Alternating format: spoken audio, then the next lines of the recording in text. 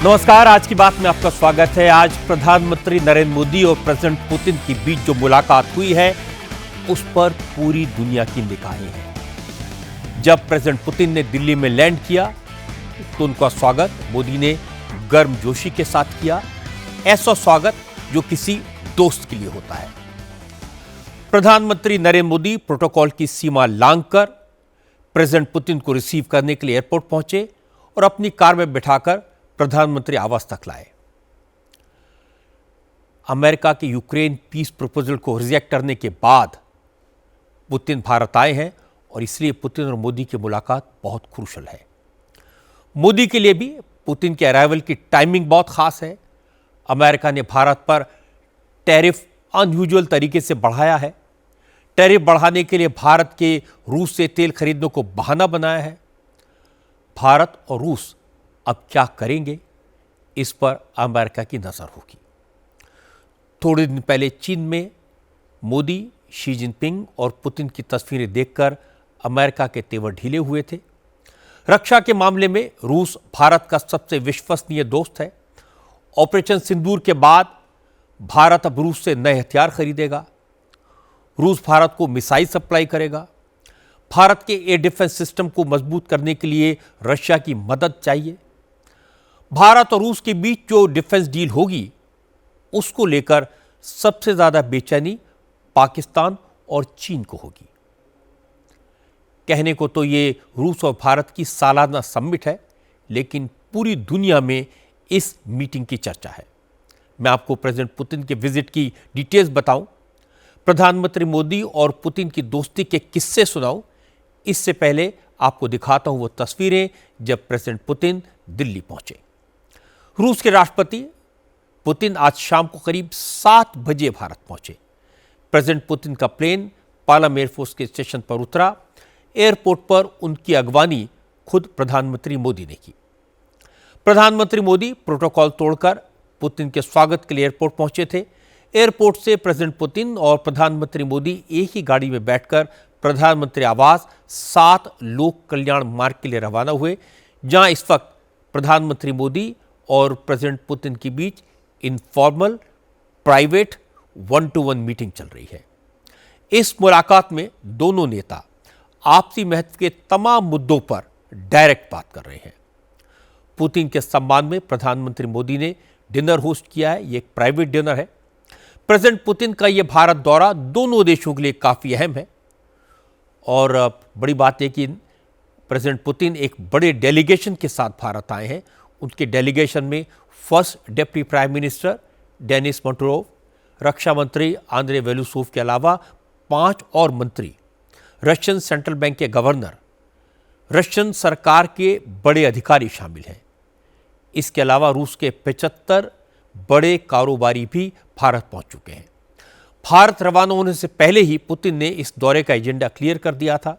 Putin ने कहा कि वो भारत के साथ नो लिमिट्स फ्रेंडशिप चाहते हैं और रूस भारत के साथ hi-tech sectors, space, nuclear energy, ऐसे सेक्टर्स में सहयोग बढ़ाना चाहता है। इसके अलावा वो भारत के साथ मिलकर कमर्शियल एयरलाइनर्स यानी सिविलियन एयरक्राफ्ट भी बनाना चाहते हैं और उनका इरादा शिप बिल्डिंग में भारत के साथ पार्टनरशिप का है। रूस के इस दौरे के दौरान रूसी न्यूक्लियर एनर्जी कंपनी रोसटोम भारत में और रिएक्टर लगाने का समझौता करेगी। इसके अलावा दोनों देशों के बीच S-400 एयर डिफेंस सिस्टम की खरीद और ब्रह्मोस मिसाइल की नेक्स्ट जनरेशन को डेवलप करने पर समझौता हो सकता है। पुतिन के भारत पहुंचने से पहले रूस के डिफेंस मिनिस्टर आंद्रे वेलुसोव और रक्षा मंत्री राजनाथ सिंह के बीच डिफेंस पार्टनरशिप बढ़ाने पर लंबी बात हुई। भारतीय मूल के रूसी एमएलए अभय सिंह ने कहा कि रूस ने भारत को अपने नए फाइटर प्लेन सुखोई 57 के जॉइंट प्रोडक्शन का ऑफर भी दिया है। भारत और रूस का जो रिलेशन है ये एक आज का रिलेशन नहीं है। इतने वर्षों में ये एक ट्रेडिशन हो चुका है। ये एक कई जनरेशन का ट्रेडिशन हो गया है। तो उस संबंधों को आगे बढ़ाना है। इसमें ही दोनों देशों का फायदा है, नागरिकों का फायदा है। इतने सारे पॉइंट हैं जिस पे काम किया जा सकता है। दोनों देश के लिए जैसे एनर्जी सेक्टर पे हुआ, लेबर सेक्टर पे हुआ, हेल्थ सेक्टर पे हुआ, और जो जो वार सेक्टर होता है, इस पे भी, जो हथियार सेक्टर पे भी काम किया जा सकता है। देखिए, ब्रह्मोस बहुत ही अच्छा ऑर्गेनाइजेशन बन के आया है, जिसकी निर्माण तो हिंदुस्तान में की जा रही है, लेकिन अब हिंदुस्तान से उसका एक्सपोर्ट दूसरे देशों में भी किया जा रहा है। आप AK-47 की भी ले लीजिए, कलाशनिकव की जो कंपनी जो यूपी में लगी है उसकी भी ले लीजिए, ये एक दूसरा स्टेप है। ऐसे बड़े बड़े कंपनी नए ऑफर आ रहे हैं। Su-57 का ले लीजिए, हमारे जो प्लेन्स, जो पैसेंजर प्लेन है उसकी बात कर लीजिए, या फिर नए सेक्टर में भी जो लेबर सेक्टर है इंडिया से जो जा रहे हैं, इन सब सेक्टर में हिंदुस्तान का बहुत फायदा है। रशिया तो ऑफर किया ही है Su-57 के लिए, जिसमें कुछ रशियन तो मेन होंगे ही, कुछ इंडियन पार्ट भी उसमें लगाए जाएंगे। इसके बाद फिर आप मैन्युफैक्चरिंग ट्रांसफर ऑफ टेक्नोलॉजी की भी बात हो रही है, इससे फायदा तो होगा ही। भारत और रूस की दोस्ती का एग्जाम्पल पूरी दुनिया में लिया जाता है। पुरानी दोस्ती है और दोनों देशों के बीच इस वक्त करीब $70 बिलियन का ट्रेड हो रहा है। हालांकि इसमें से ज़्यादातर एक्सपोर्ट रूस करता है। भारत रूस से वेपन्स, ऑयल और गैस और हाईटेक प्रोडक्ट्स इंपोर्ट करता है। इसीलिए पुतिन के इस विजिट के दौरान भारत की कोशिश रूस के साथ अपना ट्रेड डेफिसिट कम करने की होगी। क्योंकि यूक्रेन वॉर की वजह से रूस के पास स्किल्ड वर्कफोर्स की काफ़ी कमी हो गई है। भारत रूस की इस कमी को पूरी करने की कोशिश कर सकता है। इसके अलावा भारत रूस को दवाओं, ऑटोमोबाइल्स, एग्रीकल्चर प्रोडक्ट्स और सी फूड प्रोडक्ट्स के एक्सपोर्ट पर जोर दे रहा है। पुतिन के इस दौरे के दौरान दोनों देशों में हेल्थ, शिपिंग, फर्टिलाइजर और कनेक्टिविटी को लेकर कई समझौते हो सकते हैं। The focus is a lot on the economic cooperation aspect. We expect that Indian exports to Russia will be given due attention, especially in areas that we have not explored before. Agricultural products, marine products, engineering goods, IT. There's talk of a urea plant being set up in Russia, collaboration on rare earths, technology transfer for our space program, civil nuclear energy cooperation. So this gamut of economic cooperation is very wide, and I think it's very encouraging that we are looking at our relations with Russia beyond the normal areas of energy and defense. I mean, there is talk of the fact that we will orders for the remaining 2 S-400 systems that are to be supplied. The 2 systems, of course, will be supplied, but there is talk of orders for 4 more systems or 5 more systems. There's also talk of an S-500 collaboration. There is talk of Russia placing the Sukhoi the Su-57 at our disposal, which is a 5th generation aircraft, which is something that I think will upgrade our Air Force capabilities significantly. There are many other areas that are being talked about. Russia और भारत की strong relationship का एक important element प्रधानमंत्री मोदी और president Putin के personal connect का भी है। दोनों नेताओं के रिश्ते करीब 25 साल पुराने हैं। पुतिन सन 2000 में रूस के राष्ट्रपति बने थे। मोदी ने 1 साल बाद 2001 में गुजरात की कमान संभाली थी। गुजरात का मुख्यमंत्री बनने के 1 महीने बाद ही मोदी उस वक्त के प्राइम मिनिस्टर अटल बिहारी वाजपेयी के साथ रूस के दौरे पर गए थे, जहां पहली बार उनकी पुतिन से मुलाकात हुई थी। वाजपेयी के उसी दौरे के साथ रूस और भारत के नेताओं के बीच एनुअल समिट की शुरुआत भी हुई थी। प्रधानमंत्री बनने के बाद मोदी की पुतिन से लगभग हर साल मुलाकात होती रही है। आज दोनों नेताओं के बीच 17वीं मीटिंग हो रही है। इस दौरान दोनों नेताओं के रिश्ते फॉर्मल से इनफॉर्मल और दोस्ती की तरह के हो गए। दोनों की पर्सनल केमिस्ट्री काफ़ी अच्छी है। पिछले साल जब प्रधानमंत्री मोदी रूस के दौरे पर गए थे तो पुतिन ने उन्हें अपने निजी घर में होस्ट किया था, जिसे रूस में डाचा कहा जाता है, कंट्री हाउस कहा जाता है। 3 महीने पहले जब दोनों नेता सितंबर में SCO की बैठक के लिए चीन में मिले, तब पुतिन ने मोदी को अपनी गाड़ी में बिठाया था और गाड़ी में बैठकर दोनों नेताओं के बीच करीब 50 मिनट की बातचीत हुई थी, जिसकी पूरी दुनिया में काफ़ी चर्चा हुई। एक बार मैंने प्रधानमंत्री मोदी से पूछा था कि कि पुतिन के साथ इस केमिस्ट्री का राज क्या है, तो उन्होंने डिटेल में पुतिन के साथ दोस्ती का किस्सा सुनाया था। वो आज एक बार फिर सुनने की जरूरत है।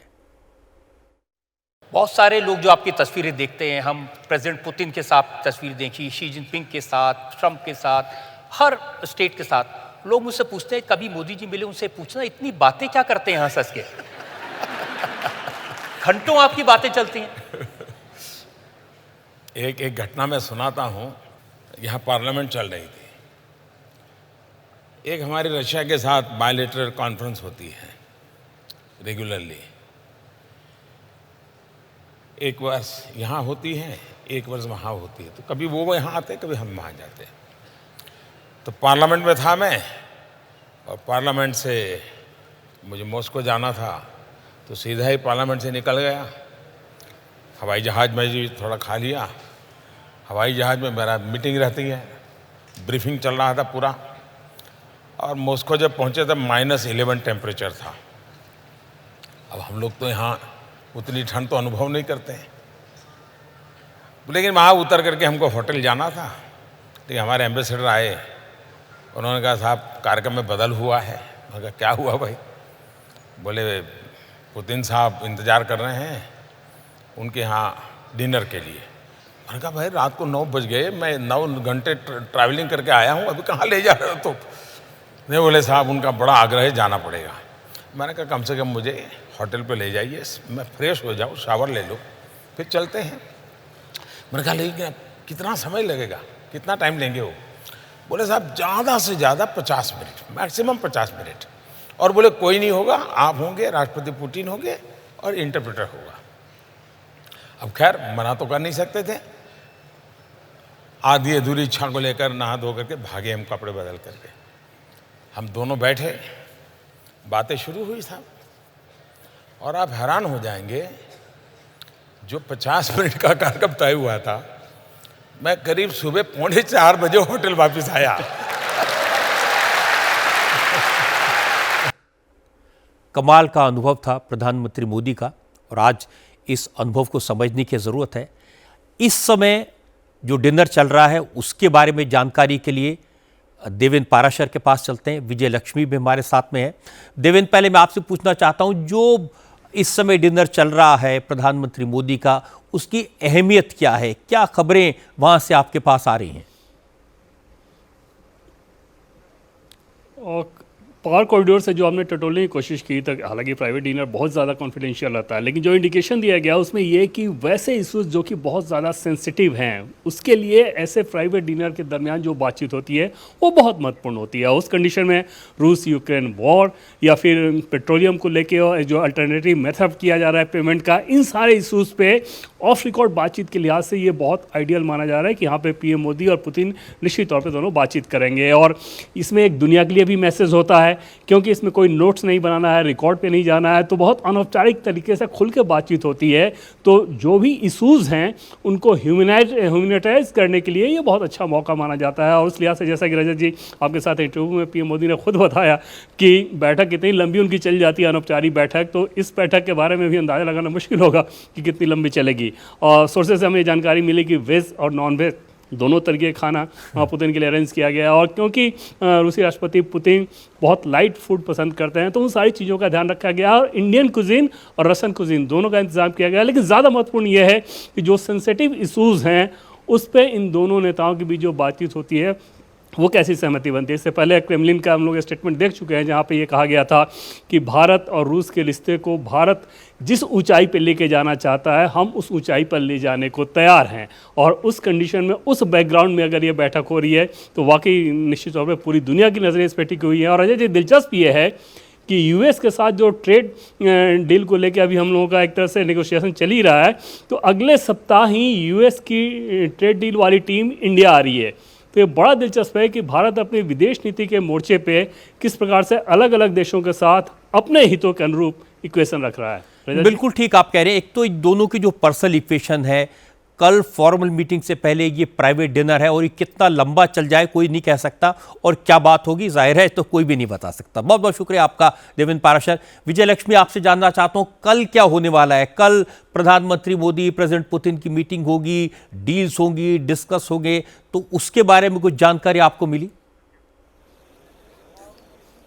देखिए रजत जी, ये जो पूरा एनुअल समिट है इसका मेजर फोकस जो है वो इकोनॉमिक टाइज रहेंगे। तो काफ़ी सारी जो अनाउंसमेंट्स हैं वो हमको इकोनॉमिक जो जोन है उसी में देखने को मिलेंगी। लेबर मोबिलिटी पैक्ट जो है वो इंडिया और रशिया के बीच साइन हो सकता है। जो पीपल टू पीपल कनेक्ट कई बार हम एक मिसिंग फैक्टर के तौर पर देखते हैं। अगर लेबर मोबिलिटी पैक्ट साइन होता है तो उससे वो पीपल टू पीपल कनेक्ट, क्योंकि skilled labour, blue collar skilled labour को रूस में जाने के लिए विभिन्न सेक्टर्स में जो है इसके जरिए एक रास्ता वहां पर खुलेगा। इसके अलावा रेलॉस, रेसिप्रोकेटरी लॉजिस्टिकल एक्सचेंज जो है उसके लिए जो है एक दोनों देश जो है रेलॉस के लिए भी इसमें कुछ अग्रीमेंट जो है वो कल साइन हो सकता है। इसके अलावा फर्टिलाइजर्स, क्योंकि रशिया से फर्टिलाइजर्स भारत को बहुत मिलते हैं, उस क्षेत्र में कुछ हो सकता है। शिप बिल्डिंग को लेकर के, कोलैबोरेशन को लेकर के नए अनाउंसमेंट हो सकते हैं। इसके अलावा जो हमें सूत्र बता रहे हैं, न्यूक्लियर सिविल एनर्जी कोरनकोलम में रूस के सपोर्ट से हमारी वहां पर न्यूक्लियर जो सिविल एनर्जी है उसकी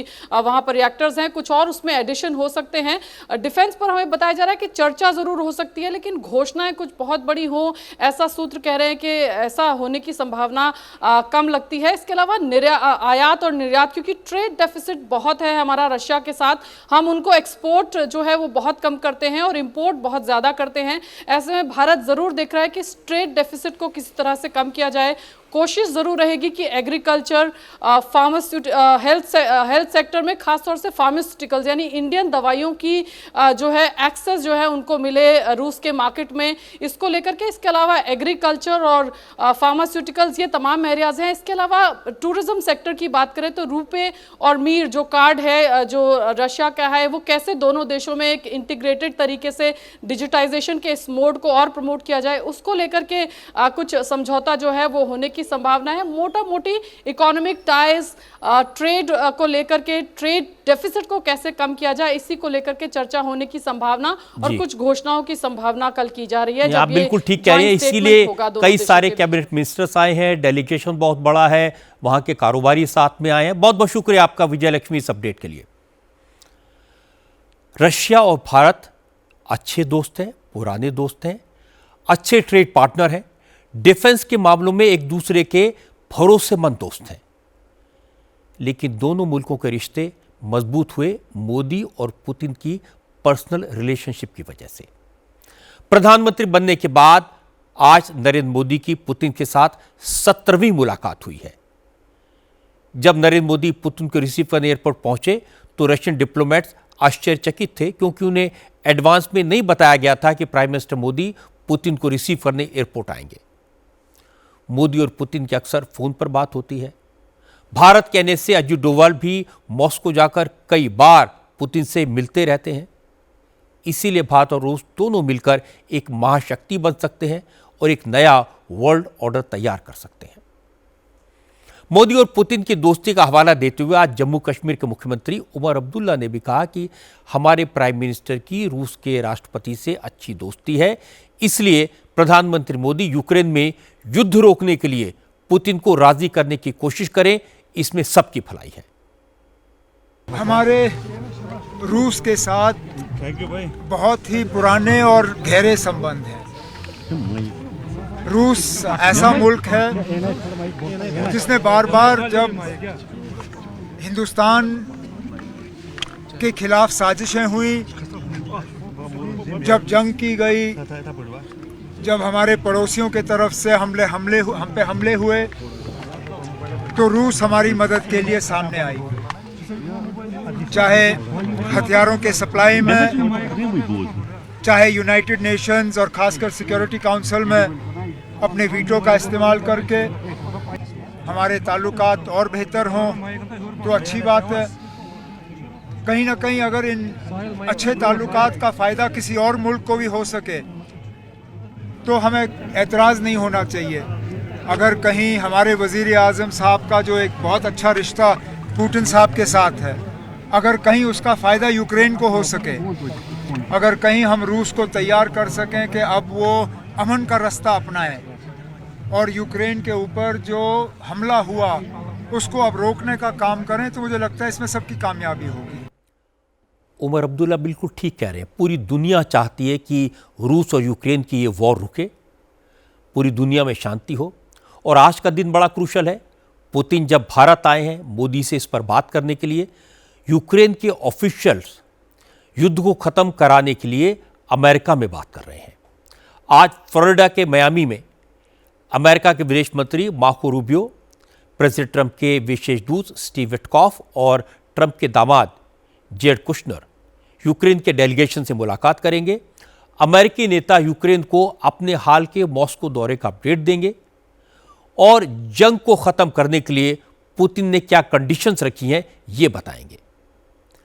पुतिन ने अमेरिका से दो टूक लफ्ज़ों में कह दिया कि यूक्रेन को अपने दो सूबे डोनेस्क और लुहांस्क को रूस के हवाले करना होगा, तभी जंग खत्म होगी, क्योंकि रूस इन दोनों सूबों को हर हाल में अपना हिस्सा बनाएगा।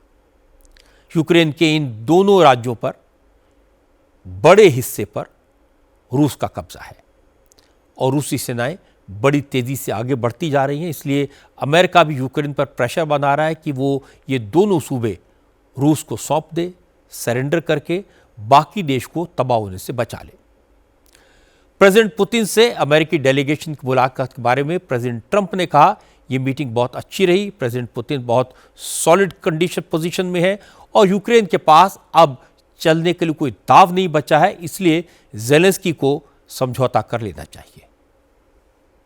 I don't know what the Kremlin is doing. I can tell you that they had a reasonably good meeting with President Putin. We're going to find out.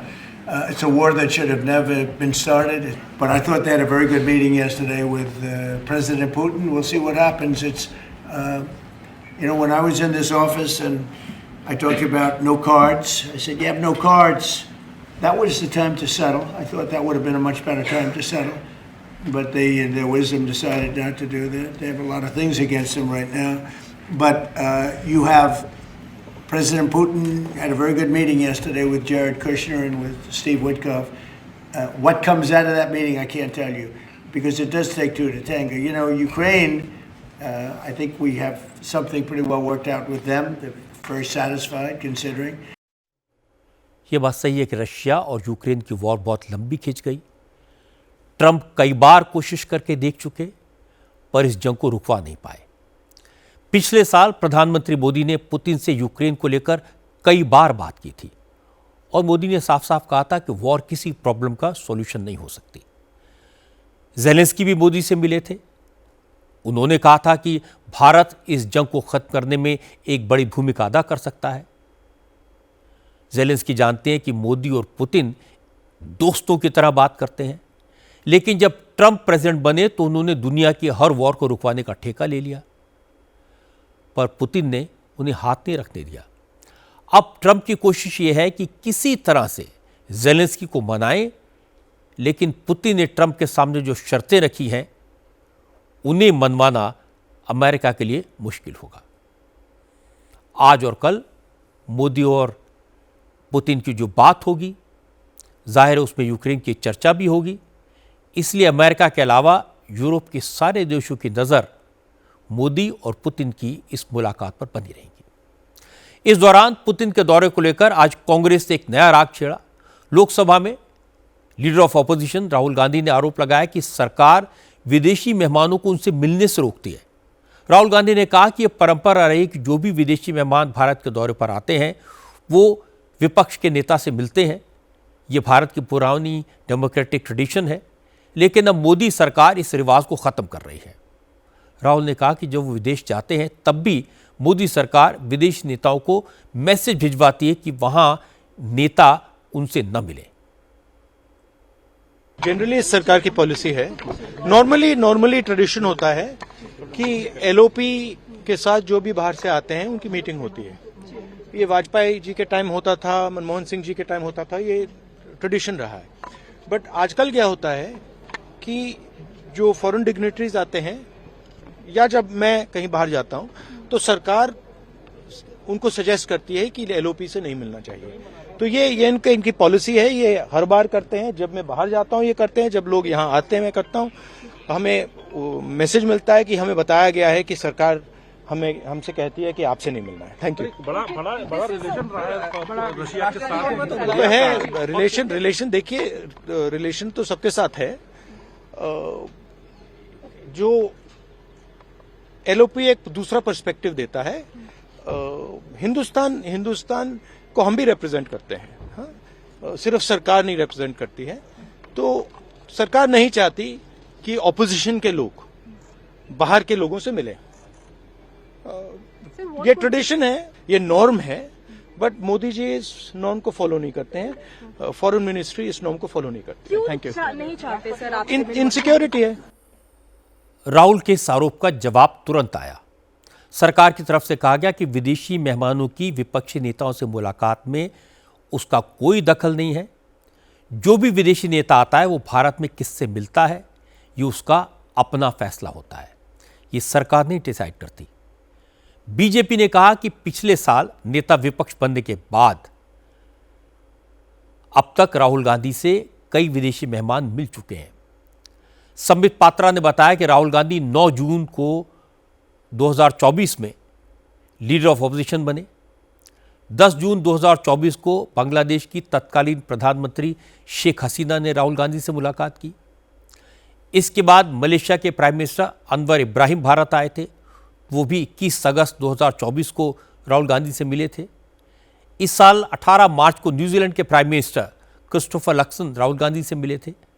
अभी 3 महीने पहले 16 सितंबर 2025 को मॉरिशस के प्राइम मिनिस्टर नवीन चंद्र रामगुलाम ने भी राहुल गांधी के साथ नेता विपक्ष के तौर पर मुलाकात की थी।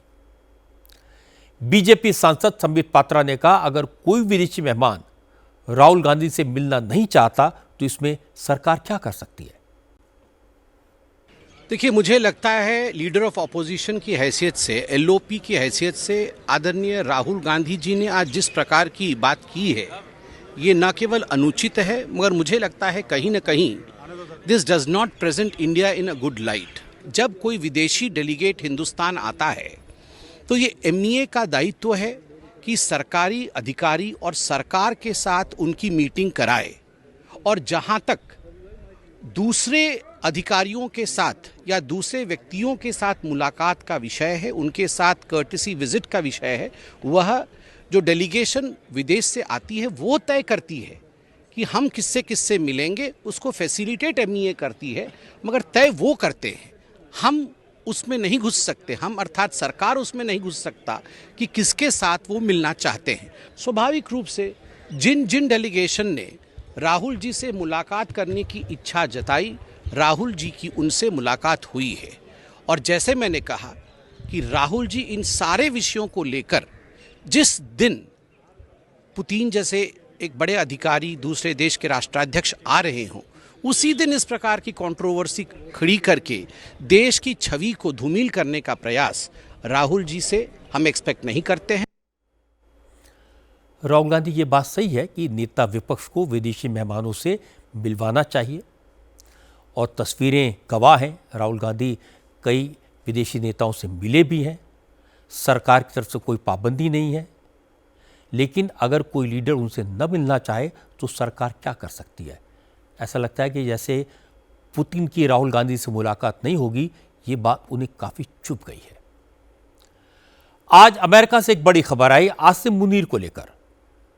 खबर न पाकिस्तान के लिए अच्छी है और न आसिम मुनीर के लिए।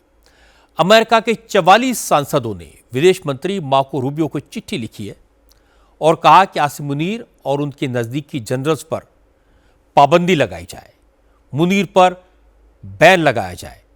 ऐसी चिट्ठी लिखने वालों में रिपब्लिकन और डेमोक्रेट दोनों पार्टियों के सांसद शामिल हैं।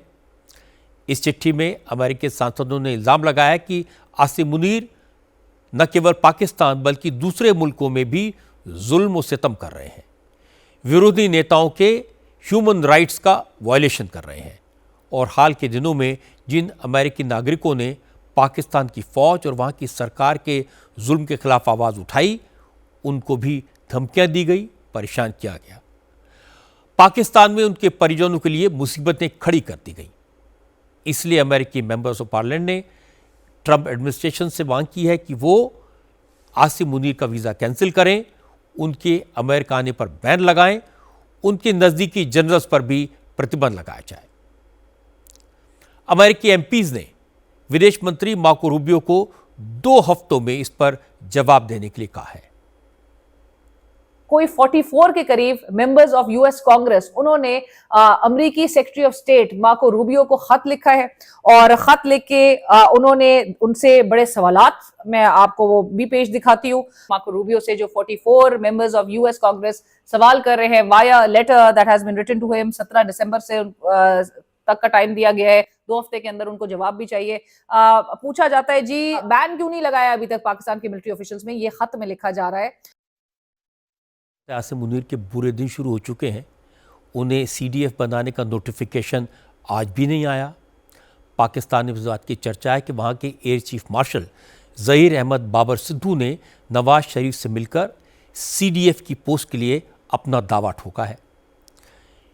जिस आसिम मुनीर को president Trump my favourite field marshal बताते थे, आज उसी अमेरिका में 44 सांसदों ने आसिम मुनीर का वीज़ा कैंसिल करने की मांग की और अमेरिका में कदम रखने पर बैन लगाने की मांग की। आसिम मुनीर के लिए ये एक बड़ा सेटबैक है। एक बड़ी खबर देश भर के एयरपोर्ट से आई है। इंडिगो एयरलाइंस में चल रहा ऑपरेशनल इम्बैलेंस एक टर्बुलेंस में बदल गया है और ये लगातार तीसरे दिन भी जारी रहा है। आज अलग अलग एयरपोर्ट पर इंडिगो की 300 से ज़्यादा फ्लाइट्स कैंसिल हो गई, कई का शेड्यूल बदला गया, सैकड़ों फ्लाइट्स देरी से चली। दिल्ली, मुंबई, बेंगलुरु, पुणे, हैदराबाद जैसे एयरपोर्ट्स पर आज भी हाहाकार मचा रहा। इंडिगो ने दिल्ली में 150, मुंबई में 85, बेंगलुरु में 50 और हैदराबाद में 70 फ्लाइट्स को कैंसिल कर दिया। इसके अलावा पुणे, पटना, जयपुर समेत कई एयरपोर्ट्स पर इंडिगो की उड़ानें रद्द की गई। इंडिगो एयरलाइंस की पहचान अपनी टाइमिंग के लिए थी। भारत में इंडिगो रोज 2200 से ज़्यादा फ्लाइट्स का ऑपरेशन करता है। आम दिनों में उसका ऑन टाइम परफॉर्मेंस 80% रहता था, लेकिन आज ये गिरकर 19% पर आ गया है। इसका मतलब यह है कि इंडिगो की ज़्यादातर फ्लाइट्स देरी से उड़ रही हैं या फिर उन्हें कैंसिल कर दिया गया है।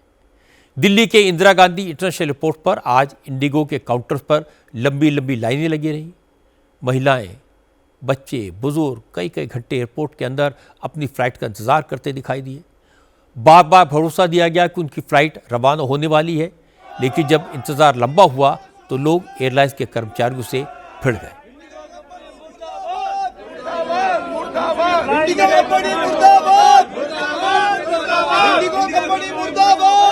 मैं सुबह आ रहा था हैदराबाद से दिल्ली और दिल्ली से मेरी कनेक्टिंग फ़्लाइट है शाम की।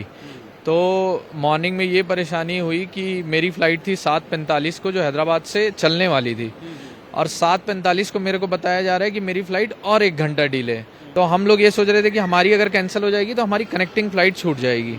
बट फिर बाद में उन्होंने उन्होंने कहा कि उनके पास क्रू मेंबर्स की शॉर्टेज है, जिसके वजह से वो फ्लाइट नहीं चला पा रहे। फिर उन्होंने हमें जाकर के 9 बजे के बाद बताया कि अब आप बोर्ड कर सकते हो। तब वो 10 बजे चली जो 7:45 पे चलनी थी। मुंबई एयरपोर्ट पर भी आज क्योस दिखाई दिया। मुंबई एयरपोर्ट से आज इंडिगो की 85 फ्लाइट्स कैंसिल हुई। किसी यात्री को इंटरव्यू के लिए जाना था, किसी को दफ्तर का काम था, कोई फैमिली शादी में जाने के लिए एयरपोर्ट पहुंची थी, तो किसी के घर में इमरजेंसी सिचुएशन थी। लेकिन फ़्लाइट कैंसिल होने की वजह से सैकड़ों यात्री एयरपोर्ट पर फंसे हुए हैं। एयरपोर्ट पर वेब चेक इन की बजाय मैनुअल चेक इन होने से हालात और बिगड़ गए। मुंबई एयरपोर्ट पर एक यात्री ऐसा मिला जिसके भाई की डेथ हो गई है। डेड बॉडी तो दूसरी फ्लाइट से कोलकाता पहुंच गई, लेकिन उसके परिवार के लोग मुंबई में ही फंसे हुए हैं। हमारा की डेड बॉडी है, मेरा भाई गुजर गया है, कल टाटा हॉस्पिटल में गुजर गया था, तो उसको इंडिगो फ्लाइट में भेज दिया है। सुबह शाम को समझ लो 15 का टिकट है उसका, लेकिन हम लोग को टिकट नहीं मिल रहा है। बाहर हम लोग कोशिश कर रहे हैं टिकट का, एक टिकट का 36,000 38 हज़ार 40 हज़ार भाव दिखा रहा है, लेकिन हम लोग गरीब आदमी है। देखो उसका माँ बाप बैठा हुआ है, उसका एक ही लौता बेटा था, दुनिया से गया है, अभी बॉडी अलग जगह में पड़ा हुआ है, देख नहीं पा रहे हम लोग। टिकट बस अभी पता भी नहीं है बॉडी किधर है, फ्लाइट भी नहीं मिल रहा, कब से हम लोग परेशान है। अंदाज़ा लगाया जा सकता है कि ऐसे परिवारों पर क्या बीत रही होगी। देश के लगभग सारे एयरपोर्ट्स पर इसी तरह की तस्वीर देखने को मिली। हैदराबाद, बेंगलुरु, जयपुर, पटना, पुणे समेत एयरपोर्ट्स पर कर्मचारियों को लोगों के गुस्से का सामना करना पड़ा। एयरपोर्ट में भीड़ की वजह से उन यात्रियों को भी परेशानी उठानी पड़ी जिन्हें दूसरी एयरलाइंस से यात्रा करनी थी। असल में फ़्लाइट कैंसिल होने की वजह से हज़ारों लोगों की भीड़ एयरपोर्ट्स के अंदर थी। कई एयरपोर्ट्स पर तो बैठने तक की जगह नहीं है। लोग ज़मीन पर बैठकर फ़्लाइट अनाउंसमेंट का इंतज़ार करते रहे। हम लोग की फ़्लाइट थी हैदराबाद टू पुणे 8:50 की कल रात की, एंड वो अभी तक फ्लाई नहीं की है। रात 8:50 की? यस, एंड वो अभी तक फ्लाई नहीं की है। एंड इतना डिले होने के बाद हमने डिसाइड किया कि हम बाय ट्रेन जाएंगे। अब हम तो वहाँ से आ गए जैसे तैसे, हमारा बैग अभी तक नहीं आया है। एंड अब हमें ये लग रहा है कि हम हमारी ट्रेन भी पकड़ पाएंगे कि नहीं, जो 2:40 की है। 10 बजे फ्लाइट है। 10 बजे की, और अभी तो 1 बज चुके हैं। मतलब अभी कब आएगा मालूम नहीं है, भगवान भरोसा है। कहाँ के, मतलब किस काम से जा रहे थे, अब क्या शादी के लिए जा रहा हूँ। लड़का यहीं रुका हुआ है, लड़की वहाँ है, क्या करेंगे। मैं कुवैत से आया हूँ, वहाँ से 2 घंटा डिले था इंडिगो, फिर मेरा लगेज लेट हो गया, फ्लाइट मेरा मिस हो गया। यहाँ को मैं 3 घंटा से खड़ा हूँ, मुझे कोई अभी रिस्पॉन्स नहीं मिला। पहले 1 सप्ताह पहले टिकट लेके जो है प्लान किया है, और आज जो है आपका कैंसिल हो रहा है। वो भी एयरपोर्ट आने पे पता चल रहा है। रिफंड के लिए ये बोल रहा है कि आपको जो है 2 दिन बाद का हम फ्लाइट दे देते हैं। जाना आज है हमको, अब फ्लाइट आप 2 दिन का देंगे बाद। कल का मेरा रिटर्निंग था, यहाँ से जाने का भी पैसा बर्बाद गया, आने का पैसा भी बर्बाद गया। जो 4000 का टिकट है उसका हम जो 8500 रुपये में टिकट बुक किए हैं, तो मेरा तो पैसा बर्बाद हो जाएगा, वो तो कंपनी देगी नहीं। फ्लाइट मेरा कैंसिल हो गया है। हम दिल्ली जा रहे थे और यहाँ आए तो हमको पता चला कि मेरा फ्लाइट कैंसिल हो गया है। इंडिगो में हम टिकट करवाए हुए थे दिल्ली के लिए, और दिल्ली से हमको फिर देहरादून जाना है। अब वहाँ का भी मेरा हमको फ्लाइट कैंसिल हो जाएगी। अब यहाँ तो टिकट दे नहीं रहे हैं, कुछ बोल भी नहीं रहे हैं। अब मैं आपको बताता हूँ इस क्राइसिस की वजह क्या है। इंडिगो ने कल अपने बयान में टेक्नोलॉजिकल ग्लिचेस, खराब मौसम, भीड़ का दबाव और क्रू की कमी को जिम्मेदार बताया था। लेकिन असली बात है डीजीसीए का नया नियम। डीजीसीए ने 1 नवंबर से नया रोस्टर सिस्टम लागू किया है। फ्लाइट ड्यूटी टाइम लिमिटेशन के नियमों में बदलाव किया गया है। ये नियम पायलट और क्रू मेंबर्स को आराम देने के लिए बनाए गए हैं। इस सिस्टम के लागू होने के बाद नवंबर में ही इंडिगो को 1232 फ्लाइट्स को कैंसिल करना पड़ा। क्योंकि फ्लाइट्स ज़्यादा हैं और पायलट और क्रू मेंबर्स का स्टाफ कम, इसलिए इंडिगो को अपना शेड्यूल बनाने में परेशानी का सामना करना पड़ रहा है और यही कारण है उसे कई फ्लाइट्स कैंसिल करनी पड़ी। एविएशन एक्सपर्ट्स का कहना है कि इंडिगो ने जानबूझकर सरकार पर दबाव बनाने के लिए ये प्रॉब्लम खड़ी की है। ये एक बहुत बड़ा पॉलिटिक्स हो रहा है। उनके जो पायलट्स है उनकी तनख्वाह बढ़ाई जा रही है, उनको आज ड्यूटी आवर्स उनको बढ़ा दिए गए। पायलट यूनियन जो इनका जो मांग थी ये 2024 1 जून 2024 से थी कि उनको नाइट लैंडिंग का जो समय था पहले 12 से 5 था, वो 12 से 6 किया जाए। मामला कोर्ट में गया, डिफर होने के कारण डीजीसीए ने इसको आगे करने की कोशिश की, लेकिन ये कोर्ट ने उनको इंटिमेशन दिया कि 1 नवंबर से ये मामला तय होना चाहिए। 1000 समझो फ्लाइट विंटर शेड्यूल की इन्होंने दिया था, उसके 2000 की थी, लेकिन 2000 करने के लिए इनको पायलट्स ही नहीं है इनके पास में। जो फ्लाइट बढ़ा रहे तो रिक्रूटमेंट भी इनकी करनी चाहिए। वही पायलट को घसीट रहे मुनाफा, खुद का मुनाफा बढ़ाने के लिए मैन पावर को मिसयूज किया जा रहा है। मेरा तो इनके ऊपर गंभीर आरोप है कि इस तरह से मत कीजिए, खिलवाड़ मत कीजिए। इसका मुआवजा भरना पड़ रहा है, पैसेंजर को भरना पड़ रहा है। तो इनकी ये प्रेशर टैक्टिक्स गवर्नमेंट के लिए दिखाने के लिए और खुद का फायदा करने के लिए सब प्री प्लान सब डिले करके है, ताकि वो पुराना शेड्यूल पे फिर वापस इनको लेके जाने के लिए। मेरी पूरी आज भी है कि इसमें सीबीआई की मांग होनी चाहिए। फेडरेशन ऑफ इंडियन पायलट्स ने भी क्राइसिस के लिए इंडिगो एयरलाइंस के मैनेजमेंट पर सवाल उठाए हैं। फेडरेशन आरोप लगाया कि बाकी सभी एयरलाइंस ने पहले से ही काफ़ी पायलट अपॉइंट कर दिए थे, जिससे उनकी सर्विसेज पर कोई बड़ा असर नहीं पड़ा। लेकिन इंडिगो ने नए नियमों के हिसाब से प्लानिंग नहीं की। कम स्टाफ होने के बावजूद फ्लाइट्स की संख्या और बढ़ा दी। पायलट एसोसिएशन डीजीसीए से इंडिगो की शिकायत करने जा रहा है और फेडरेशन के अध्यक्ष कैप्टन CS रंधावा ने कहा कि वो मिनिस्ट्री ऑफ एविएशन से मांग करेंगे कि अगर इंडिगो से अपनी उड़ानें नहीं संभल रही तो उसके स्लॉट दूसरी एयरलाइंस को दे दिए जाएं। इन्होंने जाके डीजीसीए से, जो कि 1 नवंबर 25 को जो लागू सेकेंड फेज में FDTL का CR लागू होना था दिल्ली हाई कोर्ट के तहत, उसमें भी जाके इन्होंने वेरिएशन लिए डीजीसीए से। उसके बावजूद ये कैंसलेशंस, ये बिल्कुल भी ये डाइजेस्ट नहीं होता है कि मतलब कि ये इतना कुछ होने के बाद भी इतनी फ्लाइट कैंसलेशंस हो रही हैं। और मैं ये कहना चाहूँगा कि मैं पिछले हफ्ते 7-8 दिन पहले की बात बताता हूँ। मैं यहाँ से दिल्ली गया और दिल्ली से वापस आया बॉम्बे, दोनों सेक्टर के ऊपर, जबकि उसमें कोई सॉफ्टवेयर का इशू भी जब नहीं था और ये भी सिचुएशन नहीं थी। दोनों सेक्टर के ऊपर फ्लाइट 2.5-3 घंटे लेट हुई। आज इंडिगो ने डीजीसीए के सामने फ्लाइट कैंसिलेशन को लेकर अपनी रिपोर्ट पेश की। डीजीसीए ने उन्हें जल्द से जल्द हालात नॉर्मल करने को कहा है। डीजीसीए ने इंडिगो मैनेजमेंट से कहा कि वो ये तय करें कि क्राइसिस की वजह से टिकटों के दाम न बढ़ें। अब मैं आपको इंडिगो एयरलाइंस का पक्ष भी बता देता हूं। इंडिगो की तरफ से भरोसा दिलाया गया है कि अगले 48 घंटों में हालात बेहतर हो जाएंगे। आज इंडिगो के CEO पीटर एल्बर्ट्स ने कहा कि एयरलाइन का लक्ष्य फ्लाइट ऑपरेशन को तुरंत नॉर्मल करना है और पंक्चुअलिटी के ट्रैक रिकॉर्ड को फिर से वापस पाना है। लेकिन ये आसान लक्ष्य नहीं है। इंडिगो स्टाफ को भेजे मैसेज में एल्बर्ट्स ने कहा कि एयरलाइंस अपने कस्टमर्स को अच्छा अनुभव देने के वादे पर खरा नहीं उतर सकी और इसके लिए उन्हें खेद है। कुछ दिन पहले तक आपको याद होगा इंडिगो की रेपुटेशन थी कि उसकी फ्लाइट्स कभी लेट नहीं होती, लेकिन पिछले 3-4 दिन से जिस तरह इंडिगो की फ्लाइट्स लेट हुई, कैंसिल हुई, उसने किए कराए पर पानी फेर दिया। नोट करने की बात यह कि प्रॉब्लम सिर्फ इंडिगो के साथ है, बाकी एयरलाइंस के साथ इतनी नहीं है। और उसकी वजह यह कि डीजीसीए ने जो नियम बनाए, नया रोस्टर सिस्टम लागू करने को दिया, उस पर इंडिगो ने पहले ध्यान नहीं दिया, उसको चैलेंज करते रहे।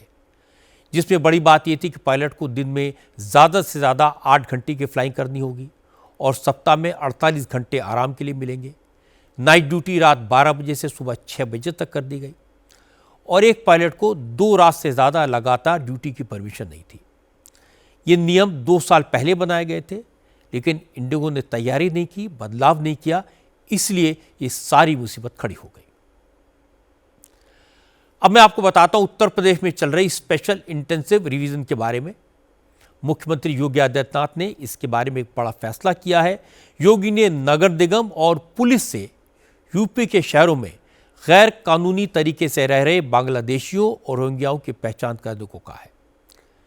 इसी मुहिम में आज लखनऊ के मेयर सुषमा खरकवाल शहर के गुंडम्बा इलाके में गई।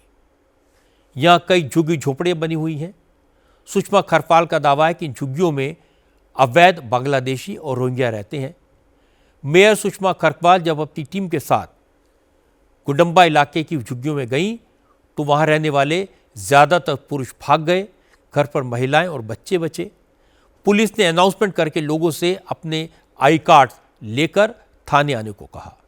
जितने लोग भी निवास कर रहे हैं, चाहे वो कहीं से भी आकर के रह रहे हों, वह लोग अपनी अपनी आईडी, उसमें Aadhaar card, ration card, PAN card, driving licence या एनआरसी संबंधी प्रपत्र जो भी आप लोगों के पास हो, उसकी सबकी कॉपी करा करके रख लीजिए।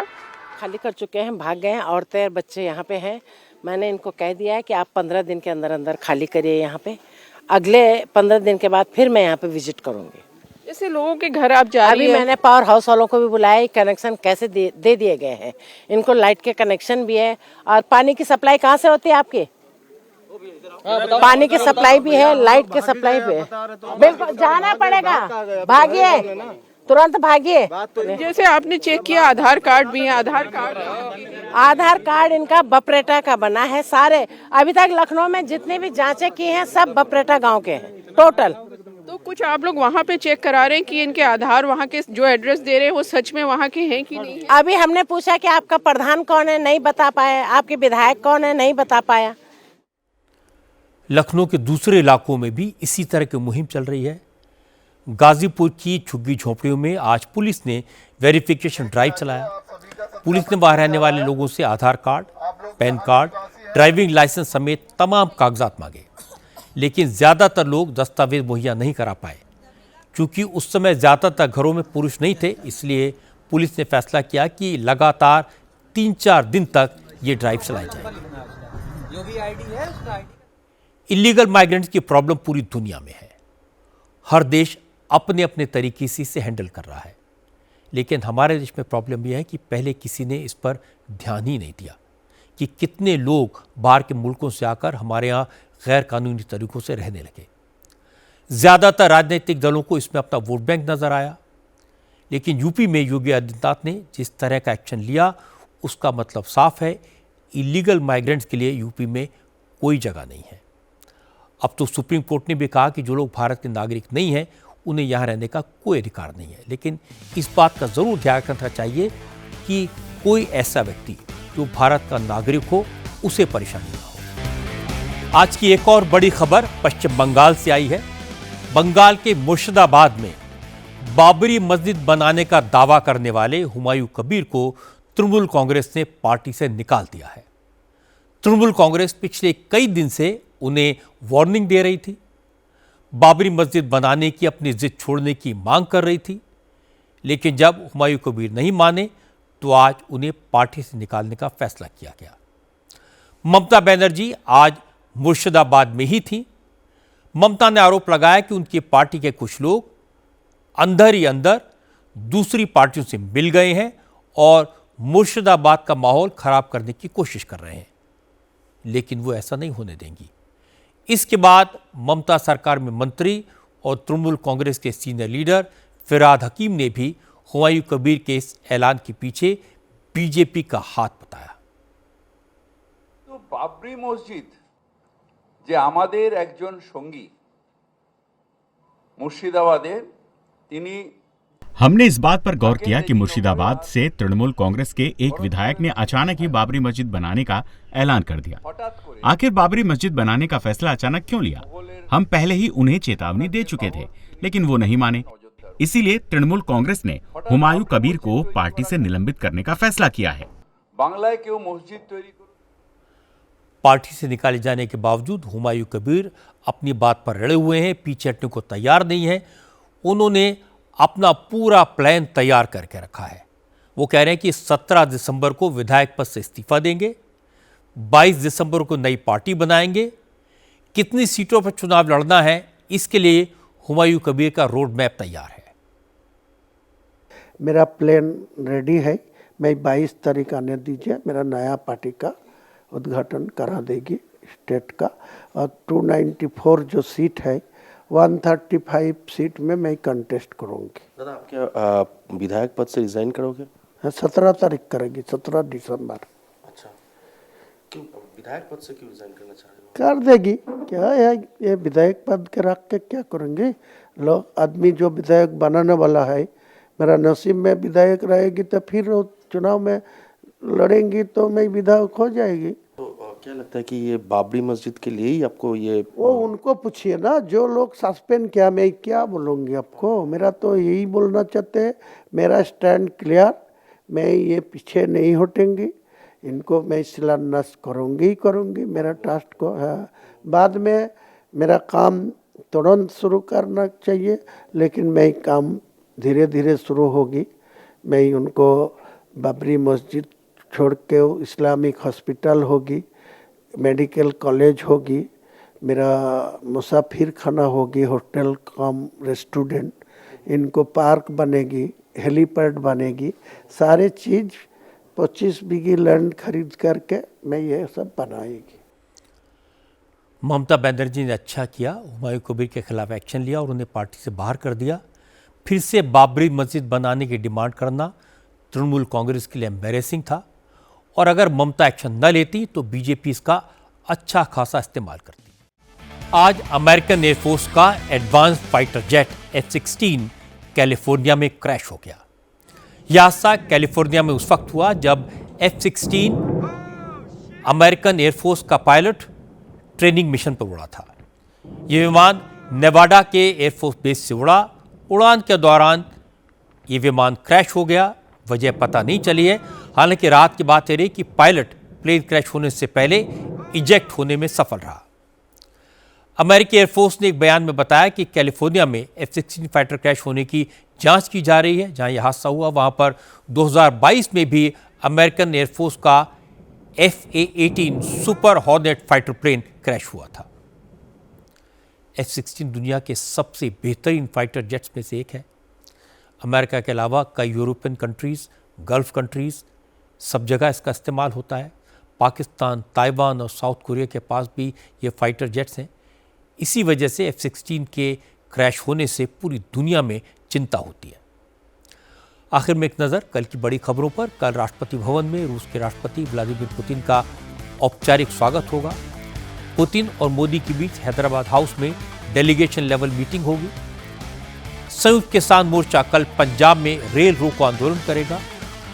RBI के गवर्नर संजय मल्होत्रा कल मॉनेटरी पॉलिसी का ऐलान करेंगे। आज की बात में इतना ही। मेरे आपसे अगली मुलाकात कल रात 9 बजे होगी।